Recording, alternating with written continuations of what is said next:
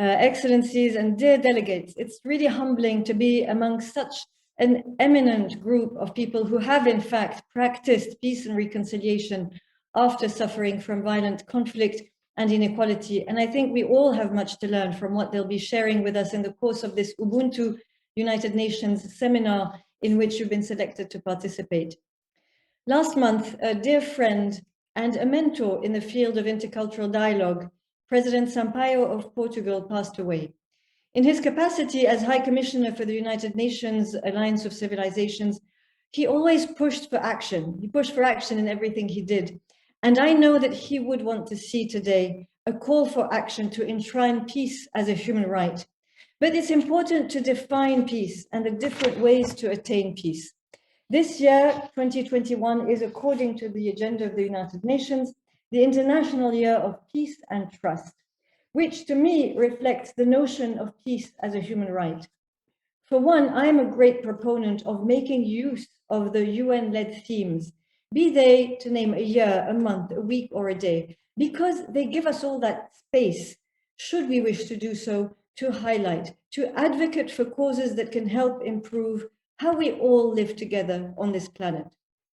They remind us that the declaration of these rights, the right to peace, the right to access to development, and the right to living in a good environment, which are ensured when true peace is attained and maintained, are not merely something on paper, but they need to be enforced.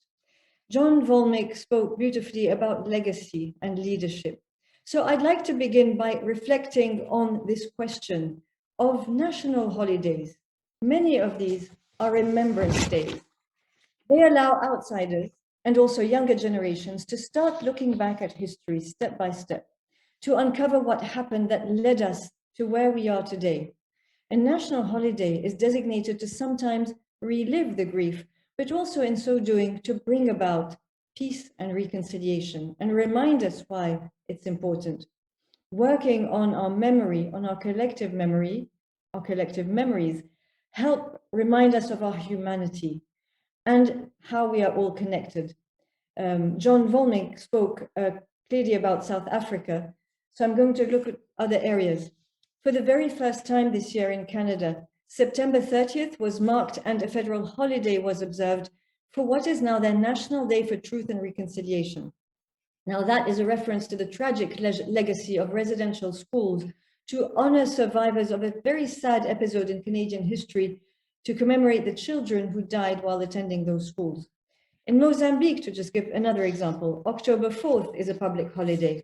It's the anniversary of the Accord of Peace, and it was designated as a day of peace and reconciliation.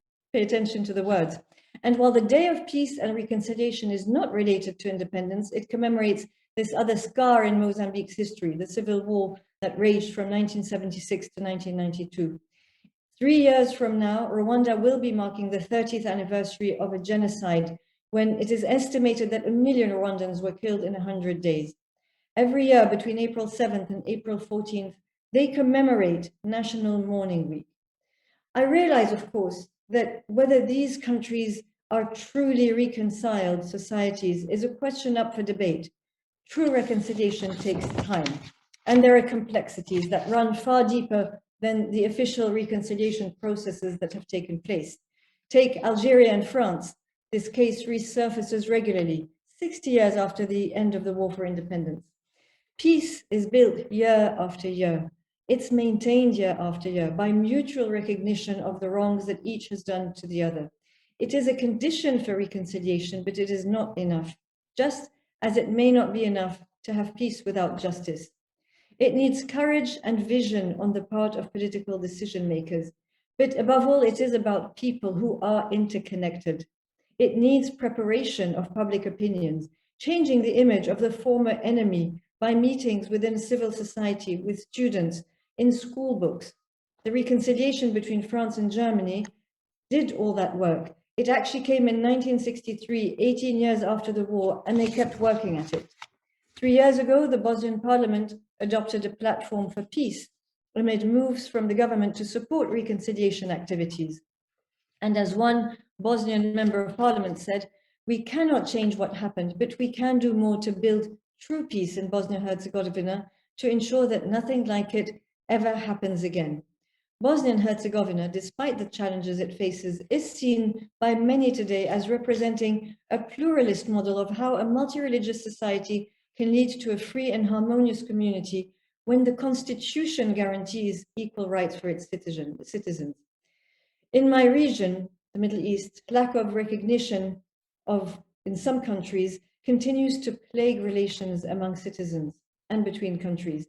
Lebanon is today a case in point where the absence of open conflict does not mean that the country is either peaceful or stable, and where many people today say that there is a very real risk of what happened in the past happening again. After Lebanon's devastating 15-year civil war, there was peace. But after that, there was no recognition or acknowledgement of the crimes committed by all parties. It was all buried, and the Lebanese are struggling to tell the civil war story to their children in a way that they can all agree on. What children learn at school has an immediate impact on any given country. The most controversial topic, in fact, in a curriculum is what is taught in history classes.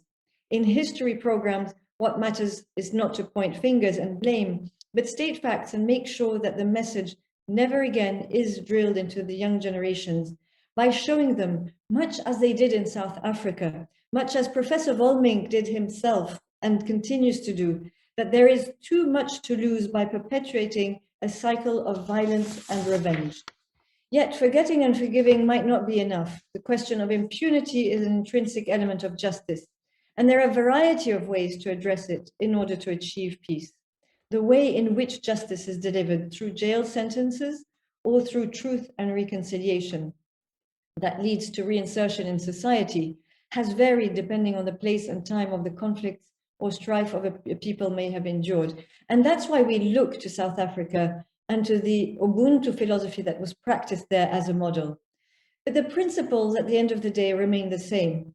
They may also be applied through different means. The Universal Declaration of Human Rights, Article 28, states that we all have the right to live in a peaceful and orderly society so that these rights and freedoms can be protected and these rights can be enjoyed in all other countries around the world.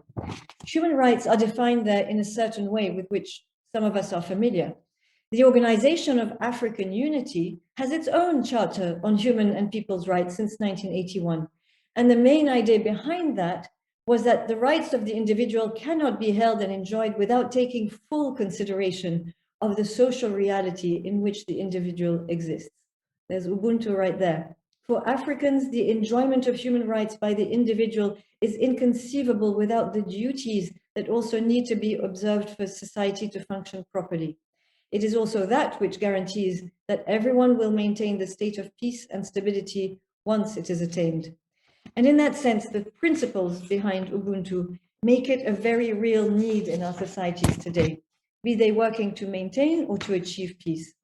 At the end of the day, peace and reconciliation are both practical and emotional processes.